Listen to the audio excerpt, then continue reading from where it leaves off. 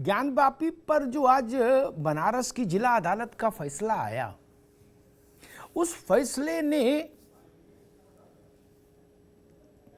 एक अलग किस्म की व्याख्या करने का स्कोप पैदा कर दिया। एक पक्ष ने कहा कि यह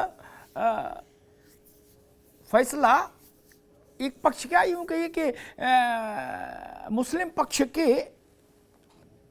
की ओर से कहा गया कि भाई ये फैसला स्वागत योग्य है और होनी भी नहीं चाहिए थी, और एक नैरेटिव सेट करने की कोशिश हुई कि ये फैसला जो आया आज डिस्ट्रिक्ट कोर्ट का, ये फैसला शायद हिंदू पक्ष के विरुद्ध है या उसके हितों के विरुद्ध है।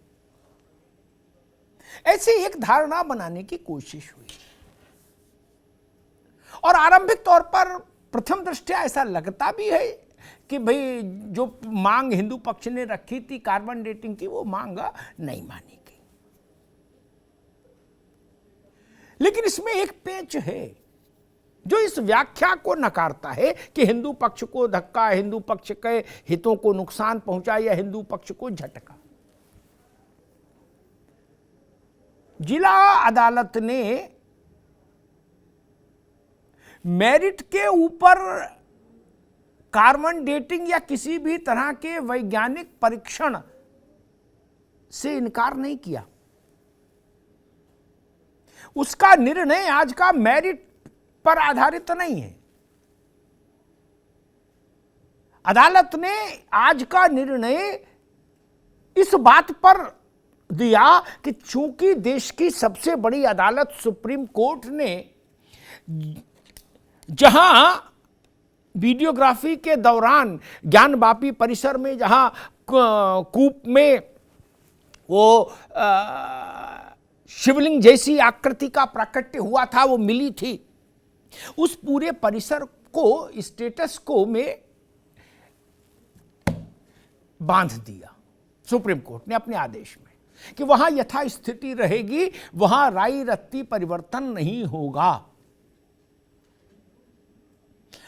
बनारस की डिस्ट्रिक्ट कोर्ट ने आज यही कहा कि चूंकि देश की सबसे बड़ी अदालत ने वहां यथास्थिति के आदेश दे दिए हैं, इसलिए यथास्थिति रहते हुए किसी भी तरह की जांच पड़ताल का आदेश कैसे दे सकते हैं हम। मुझे ये समझ में आया ज्ञानवापी पर। अब इसका एक लॉजिकल कंक्लूजन ये है कि वहां जाइए जहां से स्टेटस को का आदेश है आया, सुप्रीम कोर्ट। तो हिंदू पक्ष ने कहा कि हम सुप्रीम कोर्ट जाएंगे और सुप्रीम कोर्ट से अपनी बात कहेंगे कि वहां जो आकृति मिली है, जिसको हिंदू वर्ग मानता है कि यह आदि विश्वेश्वर महादेव हैं, शिवलिंग है महादेव का, उसके वैज्ञानिक परीक्षण के लिए अनुमति दी जाए। इस मांग के साथ अब कोर्ट, सुप्रीम कोर्ट आएगा हिंदू पक्ष। कुल जमा चीजें इतनी है। और आपको याद होगा शायद, सुप्रीम कोर्ट ने ज्ञानवापी मामले में ही इंतजामिया कमेटी की याचिका पर एक ऑब्जर्वेशन दिया था, एक बात कही थी। वो बात अब महत्वपूर्ण हो जाएगी जब हिंदू पक्ष सुप्रीम कोर्ट पहुंचेगा इस आकृति के, इस संरचना के वैज्ञानिक परीक्षण की मांग के लिए। मालूम तब सुप्रीम कोर्ट ने क्या कहा था? तब सुप्रीम कोर्ट ने कहा था, इंतजामिया कमेटी की पिटीशन पर, ये ध्यान रखिए, तब सुप्रीम कोर्ट ने कहा था कि पूजा स्थल विधेयक किसी भी धार्मिक स्थान की, ये बहुत महत्वपूर्ण विषय, पूजा स्थल विधेयक किसी भी धार्मिक स्थान की प्रकृति के निर्धारण को प्रतिबंधित नहीं करता। या यूं कह लीजिए, पूजा स्थल विधेयक किसी भी धार्मिक स्थल की प्रकृति के निर्धारण, उसके नेचर को डिफाइन करने की प्रक्रिया पर रोक नहीं लगाता। और ज्ञानवापी में भी यही मांग है कि इसका नेचर तो तय हो जाए, ये मंदिर है कि मस्जिद है। और सुप्रीम कोर्ट ने ये बात कही थी। उस बेंच में अगर मैं सही याद कर पा रहा हूं, चंद्रचूड़ साहब थे, जो अब भारत के मुख्य न्यायाधीश बनने जा रहे हैं। तो अब तय सुप्रीम कोर्ट को करना है कि वह अपने स्टेटस को वाले पुराने आदेश में कितना और कहां तक परिवर्तन करता है, ताकि इस संरचना जो मिली इसके वैज्ञानिक परीक्षण का काम हो सके। यही मूल है और यहीं से आगे रास्ता जाएगा ज्ञानवापी के विवाद के समाधान का। अयोध्या में जब अदालत में मामला चल रहा था अयोध्या प्रकरण का, तब भी ऐसे कई मोड़ आए, लेकिन अंततः खुदाई का आदेश हुआ। भारतीय पुरातत्व विभाग को कहा गया कि आप खुदाई करिए और वैज्ञानिक तरीके से उसमें जो कुछ निकले उसका निर्धारण करिए। वहीं से अयोध्या में राम मंदिर का दावा मजबूत हुआ था। आज जो जिला अदालत का फैसला आया बनारस की, आप उसको कैसे देख रहे हैं, उसकी समीक्षा कैसे कर रहे हैं? भाई फहीम हुसैन साहब ने कहा कि ये सब फर्जी केस बनाया गया था, अदालत ने उसको नकार दिया, मामला बिल्कुल ठीक हो गया। यतीमा, आप इस फैसले को कैसे देखते हैं, ये सवाल है। लेकिन एक बात मैं कहूँ भाई, जिला जज ने क्या कहा और आगे हाई कोर्ट के जज साहब क्या कहेंगे और सुप्रीम कोर्ट में चंद्रचूड़ साहब क्या कहेंगे, वो जज साहब लोग जाने हैं।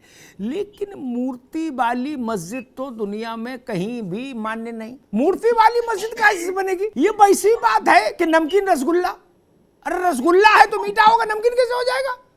मूर्ति वाली मस्जिद तो नहीं। अगर जहां मूर्ति है, अदालत क्या मान रही नहीं मान रही छोड़िए, अगर जहां मूर्ति या मूर्तियों के प्रतीक चिन्ह है वही मान लेना चाहिए कि मामला कुछ गड़बड़ है। तो ये कुछ चीजें बुनियादी होती हैं। मैं मेरी प्लेजर, एक बात तो यतीमान है कि उस पर मैं एक चीज जोड़ूंगा, देश की किसी भी जिला अदालत, किसी भी राज्य के हाई कोर्ट के पास ये अधिकार नहीं कि वो सुप्रीम कोर्ट के द्वारा लगाए गए स्टेटस को के आदेश में तब्दीली कर पाए। ये से ऐसे समझ लीजिए कि घर का मालिक ताला लगा जाए हैं तो कोई दूसरा खोल नहीं सकता उसको, मालिक से ही कहना पड़ेगा कि मालिक खोल दो थोड़ी देर के लिए, ठीक ना? वैसी स्थिति इस केस में थी। ये भारत की वकीलों की और विधि की महिमा है पवन जी, कि अगर मेरे जैसा मान लीजिए कम समझदार आदमी होता जज वहां जिला में, तो मैं इस विषय पर चर्चा ही इतने दिन खराब नहीं करता। मैं कहता ना, सुप्रीम कोर्ट का स्टेटस को है, इस पर कैसे बात करेंगे? ये सही है गलत है, मेरे से लेने देना नहीं भाई, नहीं।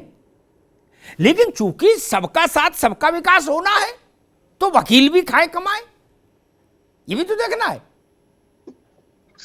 तो चलता रहे अपना, ठीक है। एक प्रश्न खड़ा होता है, अगर अरब देश में मंदिर और मस्जिद के बीच में विवाद हो जाए, तो मैं बड़ा एक विचित्र किस्म का प्रश्न रख रहा हूं। तो प्रथम दृष्टया मस्जिद के पक्ष में धारणा बननी चाहिए, ठीक, सामान्य रूप से, क्योंकि वहां मंदिर होने की संभावना मस्जिद होने की संभावना के मुकाबले बहुत कम। एक वैसे ही जब भारत में संघर्ष हो और खास तौर पर औरंगजेब या अकबर या शाहजहां या इस तरह के जो मुगल लोग रहे, बादशाह रहे, उनके समय के जो मसले हैं मस्जिदों के, उनमें तो ये बात कहीं इसको किसी गवाही सबूती की जरूरत ही नहीं कि भाई 2600 साल पहले तो बुद्ध हुए और बुद्ध उस वक्त के हिंदू व्यवस्थाओं के से अलग हटके हुए, यानी 2600 साल से पहले की व्यवस्था, इतना तो लिखा पढ़ी में है। जी जी। तो फिर मस्जिद, कोई जब इस्लाम ही नहीं अभी इतनी उम्र का हुआ तो मस्जिद कैसे हो जाएगी? तो यानी झगड़ा, तो ये झगड़ा इसलिए नहीं होना चाहिए कि ये तो मानना ही चाहिए कि कब्जा है। आज जो फैसला आया बनारस के जिला अदालत का, उसको किस ढंग से देख रहे हैं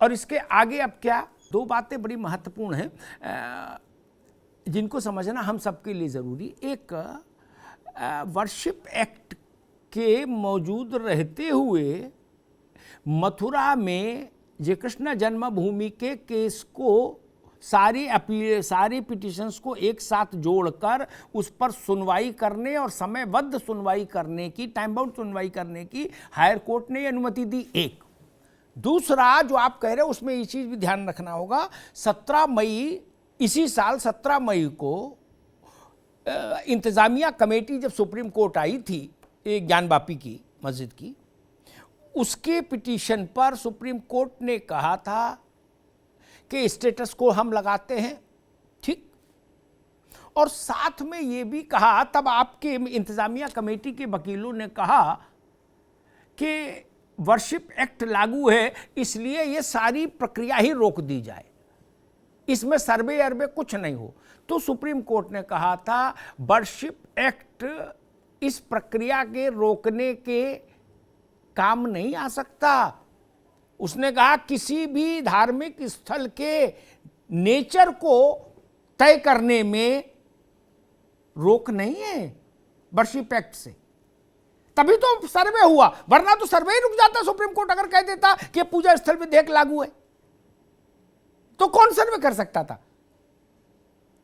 ये एक बड़ा बड़ा मसला है जिसको हमको उसी ढंग से समझना होगा। भाई एक तरफ मैं देख रहा हूं कि हमारे जो मुस्लिम पक्ष के लोग हैं ज्ञानवापी पर, वो शायद इस बात की इस ढंग से व्याख्या कर रहे हैं कि केस खत्म, केस खारिज। अयोध्या के समय इस बात का बड़ा वो हुआ और ज्ञानवापी के समय में भी वो बात आई कि भाई इस्लाम कहता है जहां झगड़ा की जमीन हो, विवाद की जमीन हो, वहां मस्जिद नहीं हो, वहां नमाज कबूल नहीं होगी। तो ये देखिए जो आप दृश्य देख रहे हैं, ये बाबा विश्वनाथ की पूजा अर्चना कर रहे हैं योगी आदित्यनाथ, यतीमा। लेकिन भारत के 3 बड़े स्थान काशी, मथुरा और अयोध्या दशकों से नहीं सदियों से विवाद में है और फिर भी वहां मस्जिद है और लड़ाई हो, ताल ठोकी जा रही है। तथ्य मैं साफ कर दूं, तथ्य तो पानी की तरह होते हैं, उनमें कोई मिलावट होगी तो पता लग जाएगी, इसलिए तथ्य साफ रहना चाहिए। अभी जब बनारस के सिविल उसमें डिस्ट्रिक्ट कोर्ट में इसकी बहस चल रही थी ज्ञानवापी को लेके, तो मुस्लिम पक्ष ने वहाँ जो जवाब सबमिट किया उस जवाब में इस बात को कहा कि ये मुगल बादशाह और आलमगीर औरंगजेब ने बनवाई और वही वक्फ करके गए, इसलिए इस पे विवाद नहीं होना चाहिए कि ये पहले से थी कि हुमायूं बनवा गए, कि बाबर बनवा गए, कि अकबर बनवा गए, कि चंगेज खां के तैमूर लंग ना। मुस्लिम पक्ष ने वह अदालत में यही कहा है, ठीक, इसलिए उनने कहा हमारा हक है। इस बात को तथ्य रहने दीजिए, बाकी लड़ाई होती रहेगी। ये बात तो समझ नहीं आई कि कुछ लोग बौद्ध बन रहे हैं इसलिए हिंदू बौखला गए, क्योंकि हिंदू बौखलाएगा तब तो पूरा देश ही बौखला जाएगा, फिर बचेगा क्या? एक बात मैं कहूंगा, सेलेक्टिव नहीं होना चाहिए। जब सुप्रीम कोर्ट की सबसे बड़ी बेंच ने अयोध्या पर निर्णय दिया तो ओवैसी साहब ने कहा कि हमारे लिए मस्जिद थी, मस्जिद है और कयामत तक मस्जिद रहेगी। आज डिस्ट्रिक्ट कोर्ट का निर्णय आया तो उसका स्वागत हो रहा, करे लड्डू बांटो। ये 2 रास्ते नहीं चलेंगे, या तो अदालत को सिर झुकाओ तो पूरे हर जगह झुकाओ, कड़वा कड़वा थू और मीठा मीठा गप ये नहीं चल सकता भाई ना। इसने तो देश का बड़ा नुकसान बेड़ा गर्क कर दिया, कड़वा कड़वा थू वाले और मीठा मीठा गप वाले व्यवहार ने। सच्चाई स्वीकार करने को देश में कोई तैयार नहीं, लेकिन जिन लोगों ने ऐसा किया देश उनके साथ फिर खड़ा नहीं रहा। कई अतीत की विषय वस्तु बन गए, संग्रहालय में पहुंच गए और जो बचे वो पहुंच जाएंगे। आप भारत के मन के साथ नहीं चलेंगे तो भारत आपके साथ नहीं चलेगा। यात्रा कहीं से चेक करो, उससे कोई फर्क नहीं पड़ता। भारत के मन के साथ यात्रा होनी चाहिए। सड़क पर यात्रा ठीक है, लेकिन भारत के मन के साथ भी यात्रा होनी चाहिए। एक प्रश्न मेरे मन में आ रहा है, आज ही डिस्ट्रिक्ट कोर्ट का निर्णय आया 2:30 बजे, लगभग 2:45 बजे, और 5 बजे योगी जी वहां बाबा विश्वनाथ में रुद्राभिषेक कर रहे थे। कोई संयोग है, कोई प्रयोग है, या मतलब बस जाना था इसलिए गए थे, पहले से तय था? देखिए अमिताभ जी, भगवान विश्वेश्वर की पूजा करने के लिए कोई समय निर्धारित नहीं है। भगवान तो जब चाहे तब उनका स्मरण कर ले। भोलेनाथ तो बिल्कुल भोले। और रही बात जहां तक योगी आदित्यनाथ जी द्वारा भगवान विश्वेश्वर के श्रृंगार और पूजन की है, तो उनका तय कार्यक्रम था।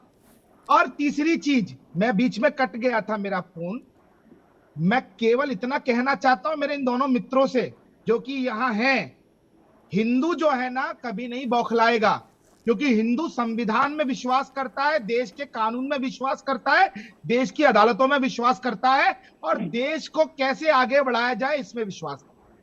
हमारी आस्था पे लगातार कुठाराघात हुआ। वो 4 लाइनें हैं इनके एक आक्रमणकारी की, दीने हजाजी का बेबाक बेड़ा किए पार जिसने सातों समंदर, न सेहू में अटका न जेहू में अटका, वो आके दहाने में गंगा के डूबा। तो ये भारत की जो आस्था है ना, सनातन की जो आस्था है, वो बहुत मजबूत है, बौखलाते नहीं। और एक और मैं इनको कहना चाहता हूं, ये समझने की कोशिश करें, हम तो सबका साथ, सबका विकास, सबका विश्वास और सबका प्रयास में विश्वास करते हैं, लेकिन भारत जो है, यदि संवैधानिक रूप से सेकुलर हो सकता है, हम संविधान में विश्वास करते हैं, लेकिन है तो हिंदू राष्ट्र। ये जो भूमि है, ये भगवान राम की है, ये भगवान महादेव की है, ये महावीर की है, बौद्ध की है, ये अल्लाह की भूमि नहीं है। काबा है अल्लाह की भूमि, ये क्रिश्चियंस की भूमि नहीं है।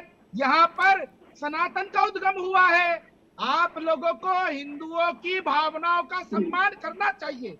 बस मैं इतना कहना चाहता हूँ आपसे। कांग्रेस के नेता राहुल जी भारत जोड़ो यात्रा लेके निकले, आपने उसका 2 मर्तबा उल्लेख किया, इसलिए मुझे लगा एक सवाल मैं पूछ लूं। जिसको भारत की समझ होती, या जो भारत के मन के साथ पार्टी चल रही होती है, और या परिवार चल रहा होता, तो 44 पे कैसे आ जाते लोकसभा में?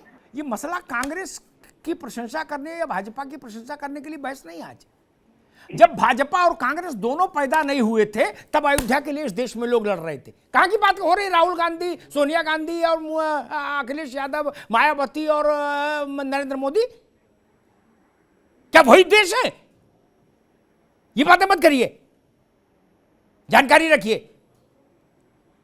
पवन जी,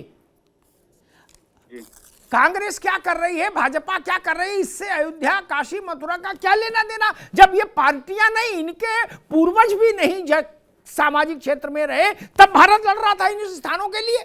कुछ बुनियादी चीजें हमको जितनी जल्दी मान ले, उतना देश के लिए अच्छा, और समाज के लिए उससे ज्यादा अच्छा। ज्यादा कीमती समाज है। हम आक्रांताओं के साथ अगर अपने को संबद्ध करेंगे, उनको अपना पुरखा मानने में अपने को गौरवान्वित महसूस करेंगे, तो संघर्ष कभी थम नहीं सकता। सेमिनार में कुछ भी बोल आइए, अखबार में कुछ भी भाषण दे दीजिए, लिख दीजिए, उससे होना जाना राई रत्ती कुछ नहीं। कोई जी कहें, तैमूर से लेके, सिकंदर से लेके, बाबर से लेके और रंगीले शाह रंगीले तक, इनके साथ जोड़कर बात नहीं चलेगी। जो लोग भारत को रौंदने आए, कल कोई खड़ा हो जाए बोले जी नादिर शाह, तो कैसे? फिर तो बात ही नहीं हो पाएगी। वो कहते थे मुगल कि हमारे रक्त में चंगेज खां भी है, तैमूर भी है। हां जी, एक ननिहाल एक ददियाल, उनके साथ भारत रिश्ता जोड़ेगा? उनके साथ क्यों खड़ा हो कोई? भारत का मुसलमान भी क्यों खड़ा हो? होना भी नहीं चाहिए। वो देश को घाव देकर गए, जख्म देकर गए। जो लोग भगवान कृष्ण की रत्न जड़ित मूर्ति निकालकर उसमें रूबी की जो नेत्र थे, तो रत्न तो निकाल के जेब में रख लिए और मूर्ति को ले जाकर मस्जिद की सीढ़ियों में दफना दी, चुनवा दिए, ताकि लोग उस पर पांव रख के निकले। उनके साथ अगर कोई अपना उत्तराधिकार जोड़ता है तो फिर देश में सामंजस्य नहीं हो सकता ना, चाहे कुछ भी लिख दीजिए।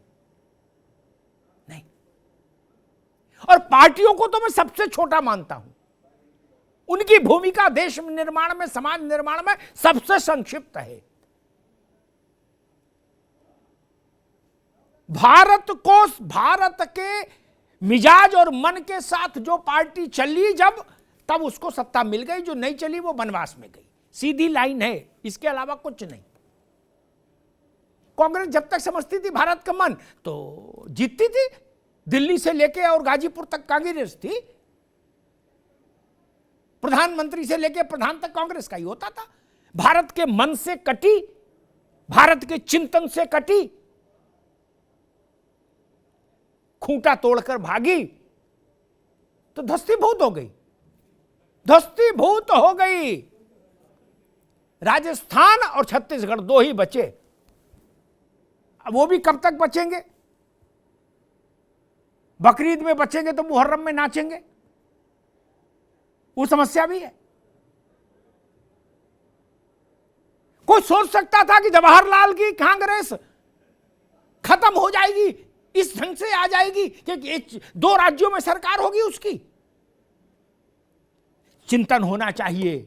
मतीन भाई ने चर्चा की भारत जोड़ो यात्रा की, मैं नहीं करना चाहता था, राजनीतिक विषय आज नहीं था। एक कुछ बुनियादी सवाल हैं जिन पर हमको निष्पक्ष होना होगा, भले हमारे खिलाफ जाए बात।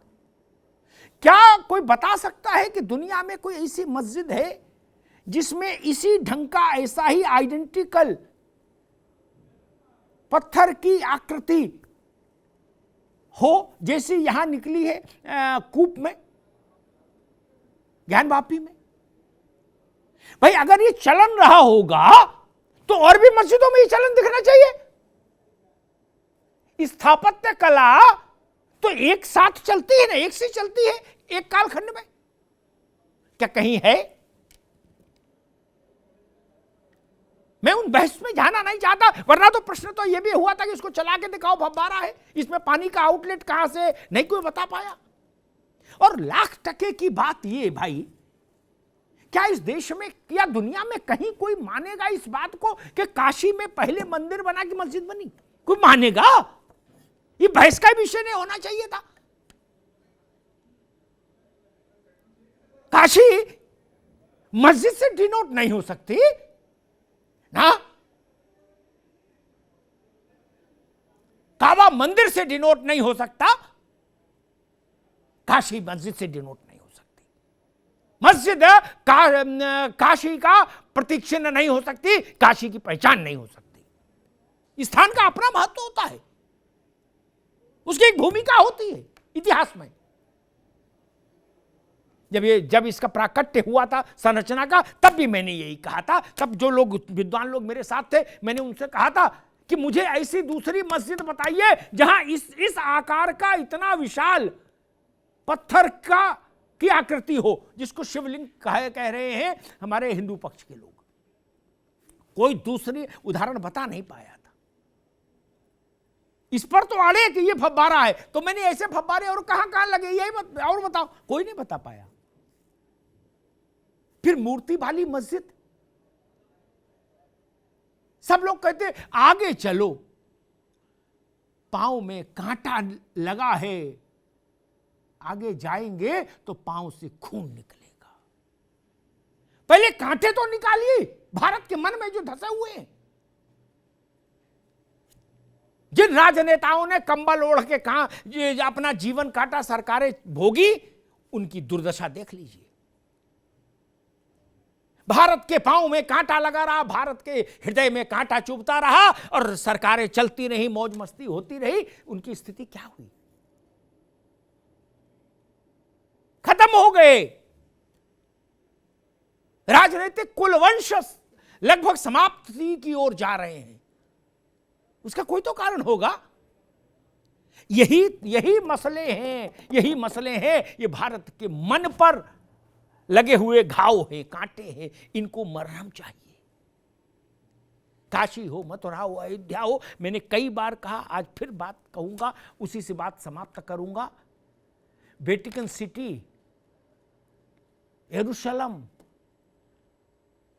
गोल्डन टेम्पल, भगवान बुद्ध का परिनिर्वाण स्थल, जन्म स्थल